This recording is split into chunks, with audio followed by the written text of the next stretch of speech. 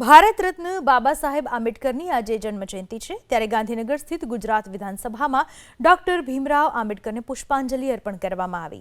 આ અવસરે મુખ્યમંત્રી ભૂપેન્દ્રભાઈ પટેલ, વિધાનસભાના અધ્યક્ષ શંકરભાઈ ચૌધરી સહિતના દિગ્ગજોએ બાબા સાહેબ આંબેડકરને શ્રદ્ધાંજલિ અર્પણ કરી। આ અવસરે બંધારણના ઘડવૈયા બાબા સાહેબ કરેલા કાર્યોને પણ યાદ કરવામાં આવ્યા।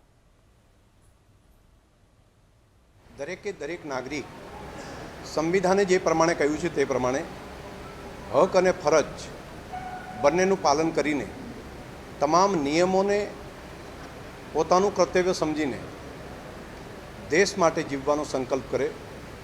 સમરસતા અને સમાનતા તેને કેન્દ્ર સ્થાને રાખીને હેવ એન્ડ હેવ નોટ વચ્ચેની ગેપ પણ પૂરાઈને એક સશક્ત ભારતના નિર્માણનું કામ કરીએ। આપણા દેશના પ્રધાનમંત્રી મોદી સાહેબે જે પ્રમાણે મારા પહેલાં મારો દેશ એ સંકલ્પ પોતાનો સંકલ્પ બનાવીને દરેક દેશવાસીઓનો સંકલ્પ બનાવવા માટે સતત પ્રેરણા આપી રહ્યા છે। સાચી શ્રદ્ધાંજલિ એ જ પ્રમાણે દરેક નાગરિક પણ કર્તવ્યનું પાલન એ પોતાની જવાબદારી છે, બંધારણીય અધિકારની સાથે સાથે ફરજ છે। તો હું માનું છું કે સાચી શ્રદ્ધાંજલિ આપણે આપી કહેવાય।